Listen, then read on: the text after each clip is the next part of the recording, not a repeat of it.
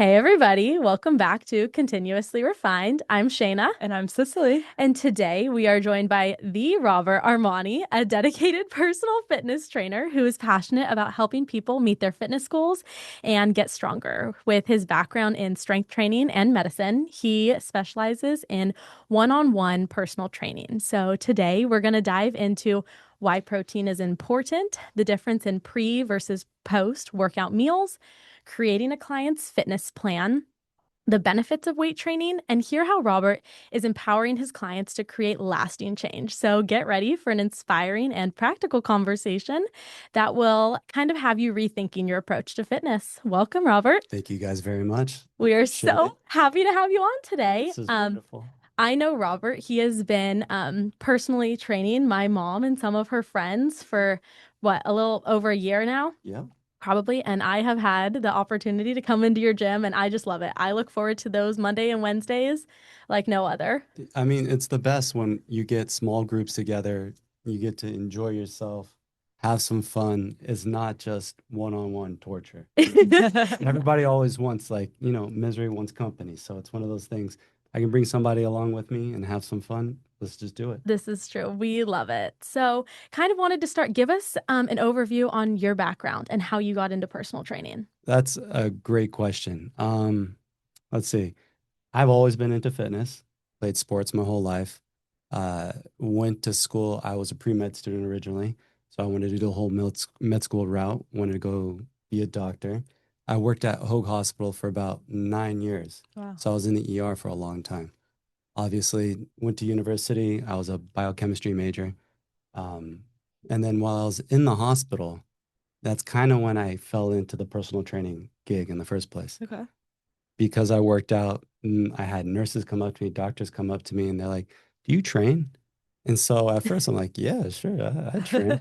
So my first year of training was essentially me going to different gyms, Mm, meeting up with people like members from the ER itself and training them one on one. okay. That's how I started personal training. Yeah. The more I did that, the more I fell in love with it. Okay. I'm like, wait, hold on a second. We might be onto something here. That's awesome. So after about a year and a half or so, I expanded. I started opening up my own place, Mhm. got the equipment and everything, went off and got certified, got more clients, and most of my clients were from the ER. Still. So it was all words of mouth at that time. Yeah. And then it's continued to grow since then. Mhm. I think I got to give credit to one of my clients, Cynthia Bailey. I She, know Miss Bailey. yes, she's wonderful. And so she's the one who kind of got me into the other realm. Okay. And that's how a lot of my other clients started coming in Yeah. from there. It's all been word of mouth for me. And it's a blessing itself. Mhm. I decided to leave the whole medical school route. This was my calling. Yeah. This is where I enjoyed myself the most. Mhm. The hours are flexible Yeah. and I made a good living. So That's awesome. And it's good. And you have the word of mouth. You know, people know that you're good at it and they enjoy coming to you and they want to share that with other people. I'm blessed because I have great clients, Yeah. honestly. That's really awesome. So, we have kind of a fun question for you to kick things off. What do you think people most misunderstand about personal training? Oh man. Most that's great. I think most people think it's you got some meathead yelling and screaming at you, trying to lift all the weight in the world. And there's so many facets to personal training. Personal training in itself, the word is personal training. Yeah. It should be specific to what you're trying to achieve. Now, you have your power lifters, you have your weight lifters, but you also have your long distance endurance training, you have sports specific training. So the word personal trainer is a very broad spectrum word that can go so many different ways. It just depends where your niche is, Mm, you know?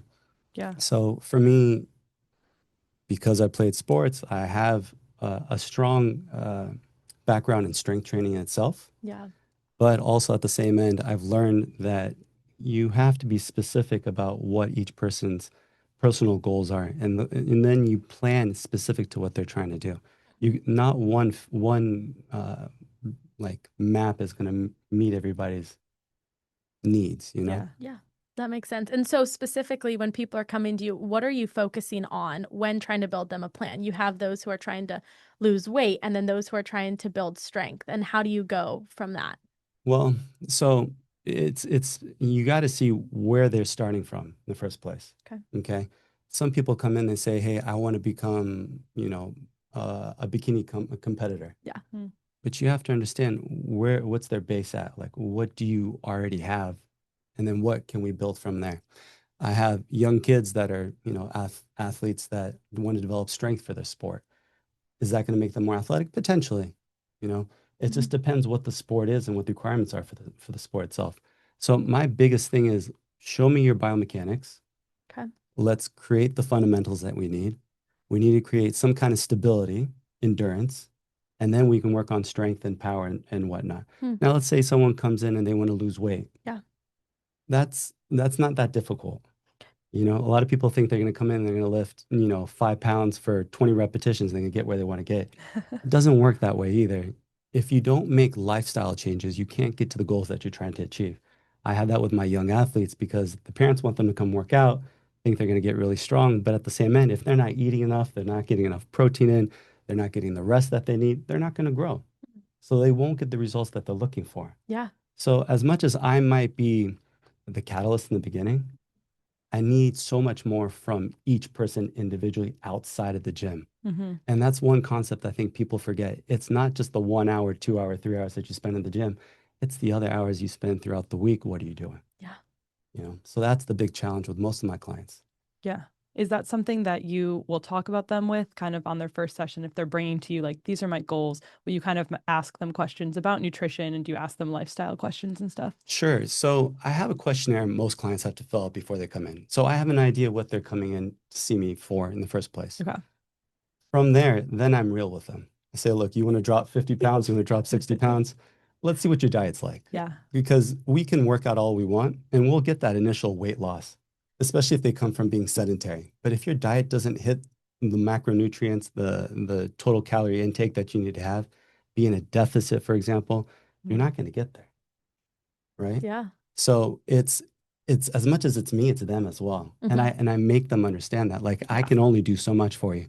You got to work with me. This is teamwork. Mm-hmm. It's not a one-man show. And that's the hard part Yeah. about personal training, getting people to say, okay, I'm going to be responsible for my own actions. Yeah. Creating that motivation. Yeah. It's true. So and that's one of the reasons why I didn't want to go into medicine. Mm. Too many people working in the ER itself, you see people at their worst, Yeah. right? You don't see people taking responsibility for their lives like they should when they can prevent Mm. health issues, illness, and whatnot. Yeah. We talk Yeah. about that a lot. Uh-huh. That's huge. Mm-hmm. It's very discouraging, though, at the same end. When Yeah. I got into personal training, everyone who came to see me, they wanted to make a change, at least initially, yeah? Yes. Yeah. That's motivating even for me because you don't get burnt out on that. You're always working with somebody who wants to do something, want to achieve something, they want to move forward. So for me, it's very rewarding all at the same end. It's not like you're putting a band-aid on a problem. You're fixing the problem. Yeah. Mm-hmm. You just got to get to the root problem with the person. That's all. Mm-hmm. Get to that root cause and light a fire under them to keep going. For sure. I like that. So, what role does rest and recovery play when you have them coming in and they're working hard and you're sore after? So, how does that balance too? Okay, rest and recovery. That's great. So it's multifaceted because it depends on what they're really doing. Mm. Okay. And what kind of athlete or person I'm talking to. Okay. So my younger kids, they're go, go, go, go, go. They have practices, they have practice outside of their practices, then they come and see me, and then they have homework, they have school. It's difficult. They don't get as much downtime as they might need. And sometimes I have to reel their parents back a little bit and say, hey, this might be a little too much. Mm. They're doing too much and they're not getting the chance to recover between sessions. And that's how you get injuries. Yeah. And that's the biggest issue, especially for the young athletes. They don't get enough time. Okay. For the average workout person, weightlifter, or exercise individual, they get plenty of rest. Okay. I mean, unless you are working 5 or 6 jobs, you're not sleeping enough at night. That's the issue with recovery. You're not getting enough rest. And if you don't sleep, cortisol levels are high, right? serotonin levels are going to be lower, cortisol levels are going to be high, growth hormones it's inverse to your cortisol level. So your growth hormone might be a little bit high, but only for such a short period of time. Okay. It's harder to lose weight when that cortisol is high like that too. So how are you going to achieve the goals that you're trying to achieve? That's why lifestyle changes have to come into play. Yeah. And that's where I'm really real with them. So how do you sleep? There's an assortment of questions that I have to go through with the person besides, okay, what do you do outside of this? Okay, great. What's your work schedule like? How do you sleep? Are you not a good sleeper? Okay, how can we work on that?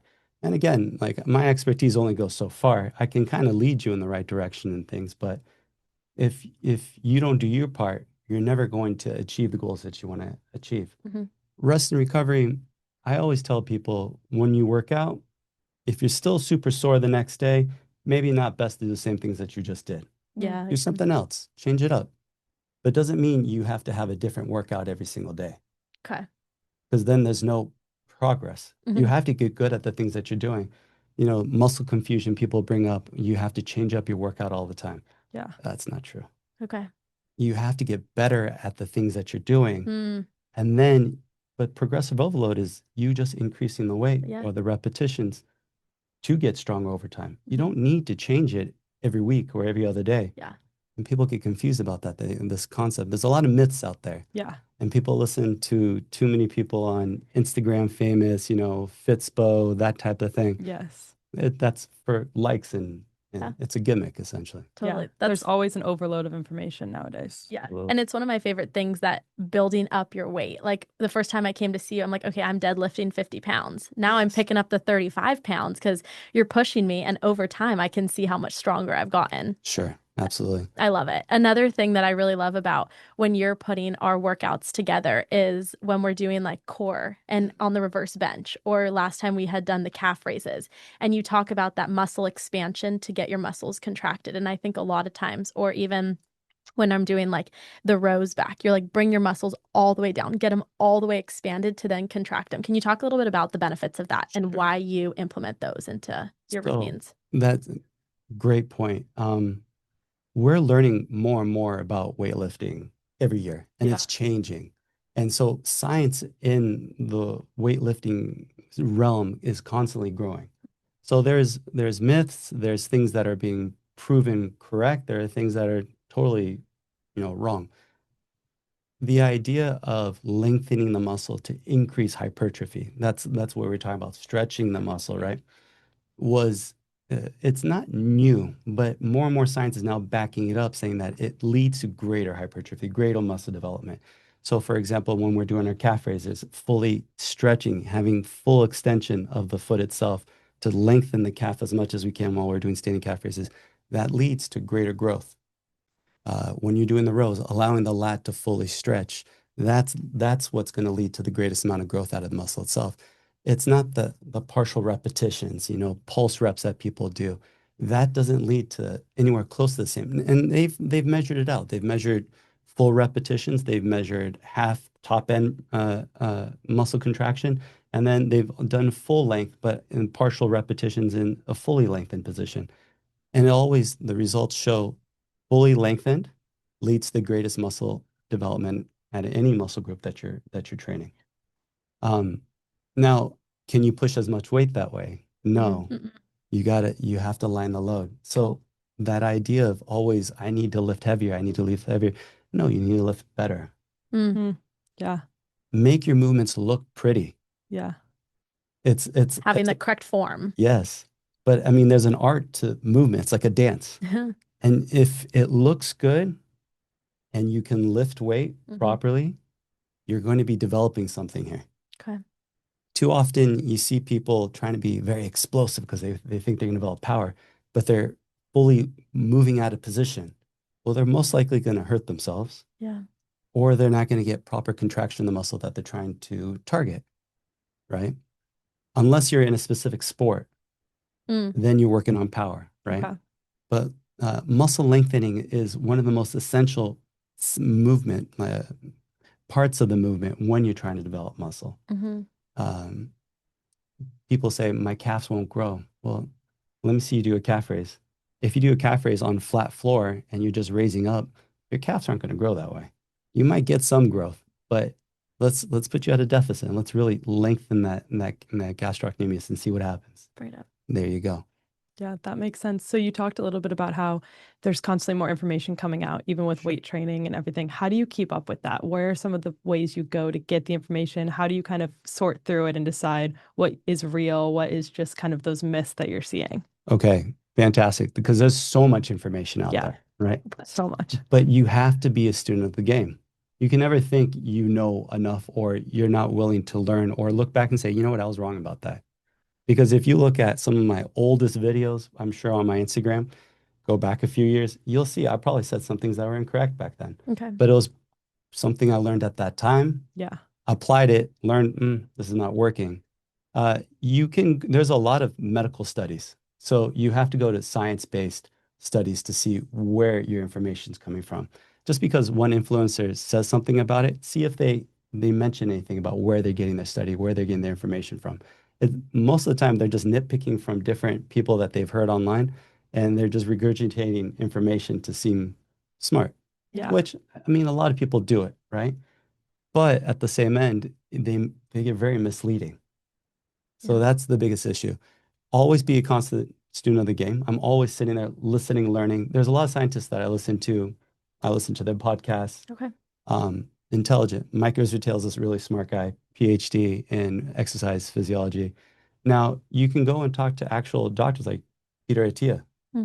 He's very knowledgeable, but his focus is about longevity.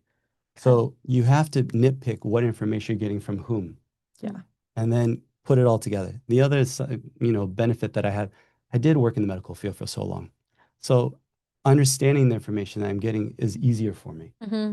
It's not, I can read, I was in college for 4 years. I had to read medical papers. I had to do research papers. I know what to decipher from the information I'm getting. So the background helps quite a bit, but I'm constantly second guessing what information I'm getting. I'm not just taking it at face value. Yeah. So I take the time to go research Mm-hmm. because I don't want to be the guy who gives the wrong information to my clients. Yeah. Because they're trusting me Mm-hmm. and they're coming to me for the source of information they're looking Yeah. for. So there's a responsibility that I take very, highly. It's important to me. I hope that answers Yeah, the question. it did. The credibility behind Yeah. why you're doing it and understanding the biology on how the body works. Absolutely. That's why we trust you with our workouts. Exactly. Going into kind of nutrition and how important it is for your clients to be working outside also of the gym. How important is protein in diets for building and maintaining muscle? This is great. Protein. So we have three macronutrients, right? The three big ones, we got fat, we got protein, and we got carbohydrates. The body can survive on two of the three. So if you were to cut out carbs altogether, you're fine living on fats and proteins. Okay. Protein makes up every cell in the body. You have some form of amino acid, some kind of protein in every single cell of your body. Protein intake is very dependent on the person themselves. Some people, depending what kind of athlete they are, and when I say athlete, I'm referring to, your average weightlifter to power lifters. Okay. Our protein absorption varies over time. So someone who's younger, their absorption of protein and utilization of the protein that they're taking in, let's say it's all coming from the same source, is going to be better than someone who's 60, 70 years old and, they're later on in life, although they've been athletic or active their whole lives and are taking in protein, the absorption decreases. Protein is very important as far as recovery comes along, right? Protein is part of our collagen. Mm-hmm. So staying young looking, and I know that's very big here in Southern California, Yeah. right? Protein is essential even for like our cognition, how our brain works. But fat's very important on that end too. Okay. Okay. Now, how we take in our protein and when we take our protein varies as well. If you were to talk to me about what's the first thing you intake in the morning, I have some form of protein intake. It could be eggs, it could be from a protein shake. Just depends on how my day looks. Now, once you have a structured diet, I don't really deviate from that much. That's the essential. You don't want to change what you already have that's structured, and especially if it works for you. Now, the way that I eat versus how you may eat versus how you may eat could be very different. Yeah. Okay. But it also depends on what our goals are. If I'm trying to put on muscle mass, if I'm trying to lose body weight, I will always say this. If you're losing body weight, I don't want to decrease your protein intake. Okay.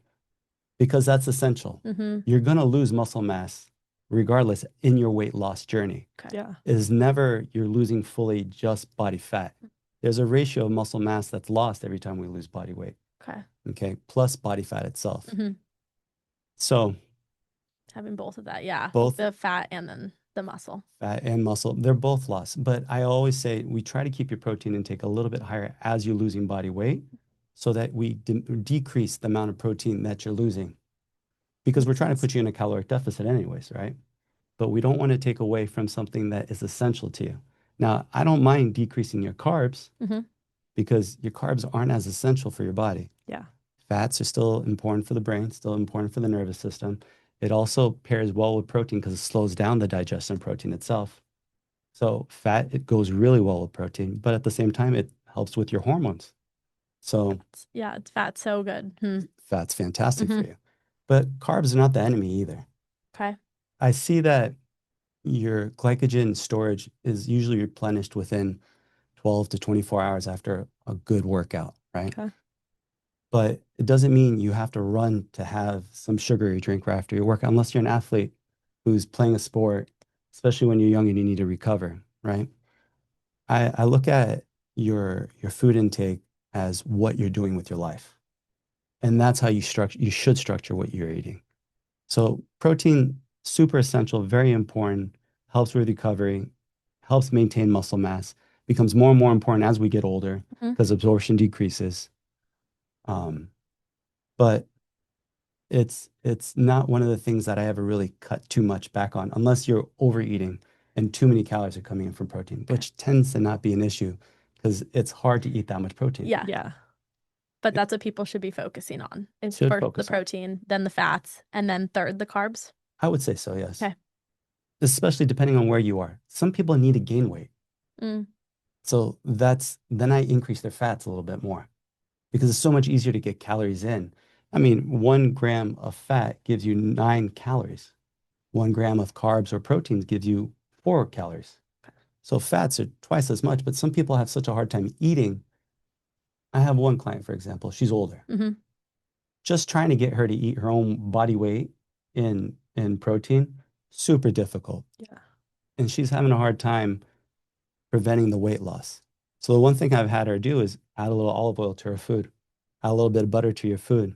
Now, it's not hurting her at all. Her markers, her blood tests all look great, but we're trying to at least maintain her body weight and trying to bump her back up just a little bit. Mm-hmm. She's gained, I want to say 4 pounds in the last 6 months, Okay. That's awesome. but she's a terrible eater. I mean, So what are the benefits of getting her to eat more or getting those calories up? so number one, maintaining muscle mass because she's been on a downward trend of losing weight because she's losing her appetite. Mm. But when you lose your appetite, it's hard to push more protein in because it's so filling. Protein's very filling, it satiates you very quickly.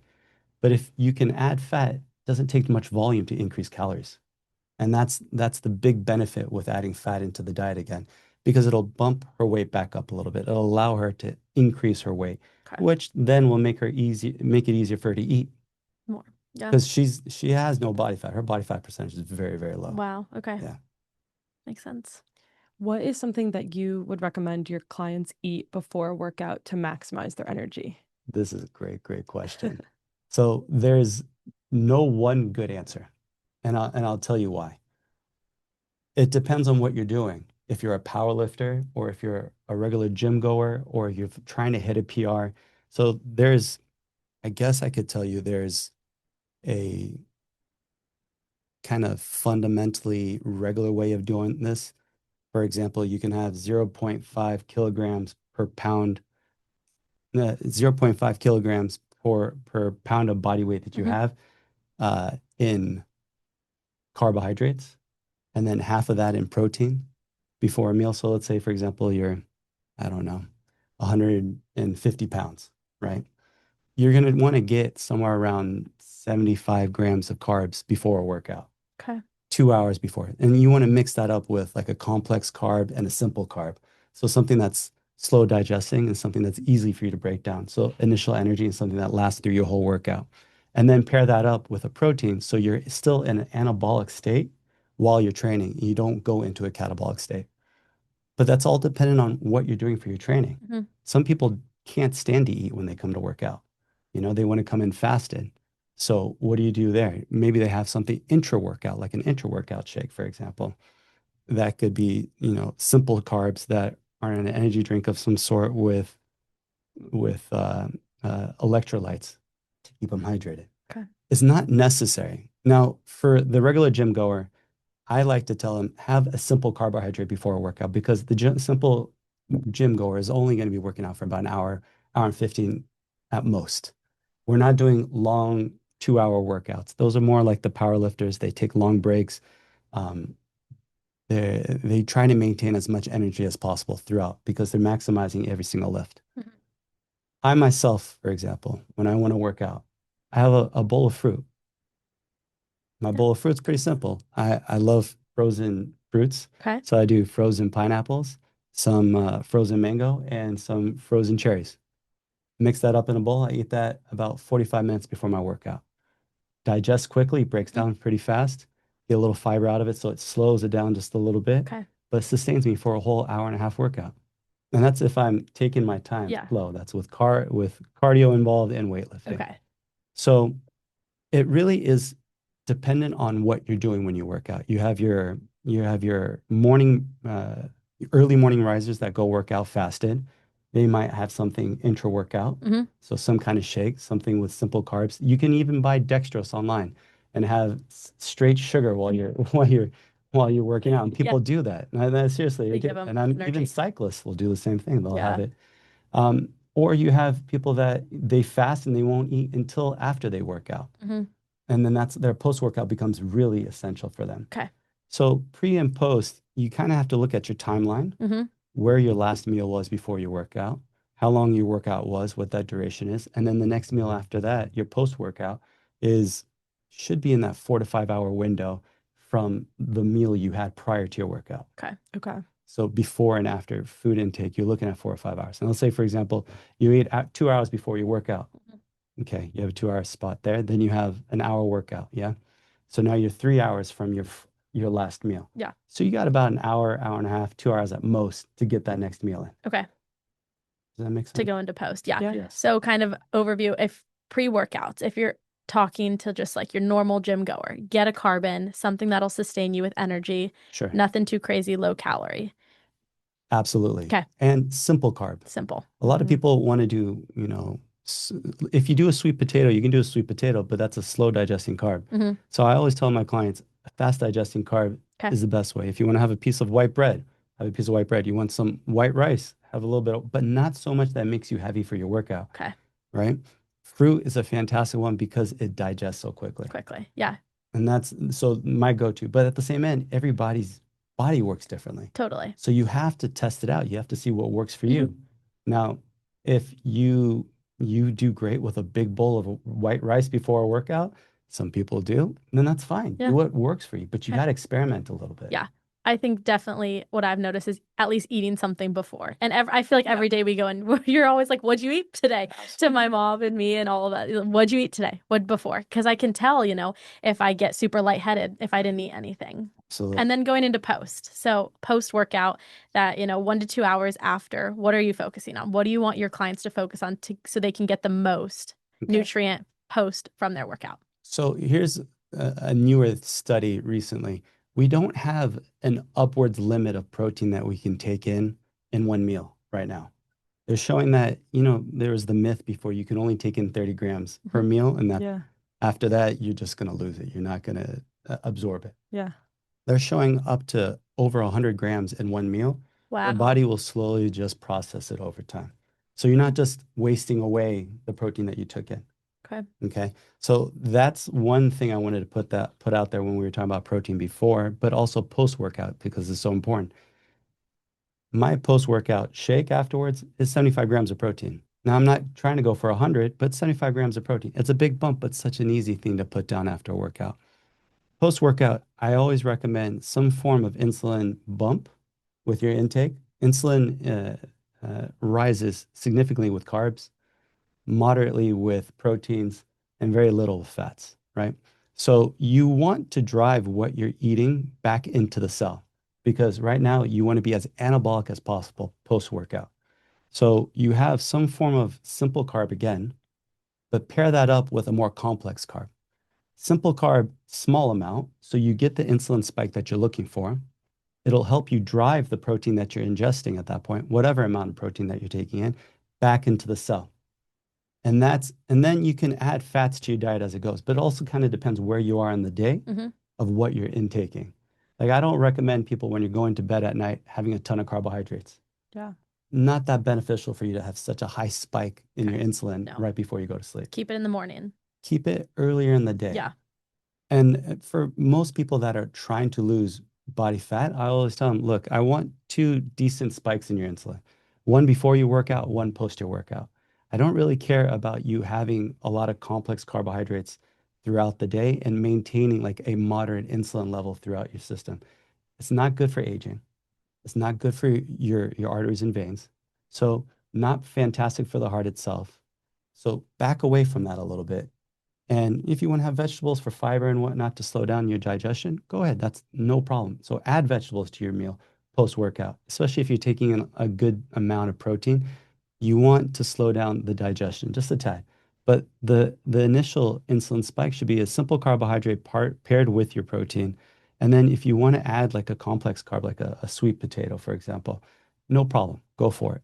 And then if you're going to have another meal after your workout, just depends where your workout is, where your post-workout meal is, and then where you are in the day. Mm-hmm. If you're a morning person, afternoon person, or evening person.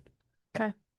I personally, I'm not a big meal before bed type of guy. Mm-hmm. So I'll have a protein shake. I might pair that up with Greek yogurt on the side Okay. and eat that because again, it's a little more protein. You get some carbs from it.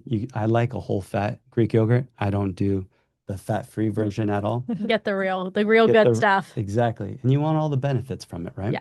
But also the protein and fat, especially from Greek yogurt, you get casein protein, so it's a slower digesting protein itself. It's not a, although it's a mixture between whey and casein, but you get more casein protein out of yogurt. Plus the fat from it, which will slow down the digestion, Mm-hmm. keep you fuller for a longer period of time throughout the night. So you'll stay anabolic while you're sleeping, Okay. which is kind of the goal, especially if you're trying to put on muscle, which we all should be trying to put on muscle. Yeah. You're not going to turn into a beefcake. Trust me. All us guys have been going to the gym for years trying to put on muscle. Yeah. It's not easy to do. Okay. Yeah. That's a good tip. Yeah, A absolutely. good tip that protein pairs well with muscle building. Casein protein. Casein proteins, especially in the evening, because it's a slow digesting protein, Mhm. but pair it up with a fat. Okay. So a whole fat Greek yogurt, Mhm. great, because you're going to stay satiated for a longer period of time. Okay. It's kind of like a slow digesting carb. Yeah. It just stays in the system for longer, which is great. That's what you want. Okay. So you mentioned how some people are scared that they're going to gain a ton of muscle very quickly, or that by upping their weight, that might gain the muscle to look not the way that they want to. Oh, Can you kind of explain why that doesn't really make sense and that doesn't work? okay, unless you fit in a category of like 0.1% of the world, you're not going to put on a ton of muscle the moment you lift a weight. Yeah. I mean, you go to any gym and you ask any guy that's been there for their first year of training, they'll put on some muscle mass because you get something called newbie gains. Okay. And there's actual truth to this. You can put on the most amount of muscle mass in your first year of true weightlifting. Okay. Okay. But after that, things slow down a lot. And that's where people get frustrated and you see them diving into other anabolic processes that, we don't really have to talk about. But it is not as simple as people think. You have to put in the time. You have to put in the consistency. Muscle doesn't just come on. It's inefficient for the body. The body does not want to put on muscle. And the funny thing is the human body is lazy. It does not want to lose fat because fat is something that you need to maintain, Yeah. right? Mm-hmm. your body doesn't want to put on muscle because it takes more energy to maintain muscle mass, right? So it's the body by nature wants to do the least amount of work to survive. The more muscle mass you put on, the more it has to put energy into maintaining that muscle mass. Okay. The more fat you try to lose, the more your body fights you because it doesn't want you to lose that body fat. That's its energy storage. Yeah. You know, our ancestors needed that. And we have not, it hasn't been enough years for us to say, okay, we don't want this anymore. Yeah. Right? So anybody that thinks going into the gym, they'll automatically become like The bodybuilder, like a pro mom- bodybuilder. Yeah. The moms do not want. no. They're afraid they're going to get so big. Yeah. You're absolutely right. But it's just, it doesn't happen. Yeah. And that's one of the things I have to sit there and talk to them about. I'm like, you can lift more than 10 pounds. Let's try the 12. Let's try the 15 pounder. See, look, those biceps, they look toned though, don't they? They look nice, but they're not getting huge. Yeah. So we all have genetically a predisposition of what we can achieve. Now, how far you push it past your genetic ability is really dependent on, you know, how long and how consistent you are with training. But it is not that simple to put on muscle mass. You can get stronger.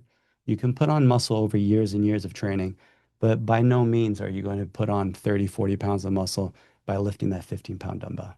Okay. Yeah.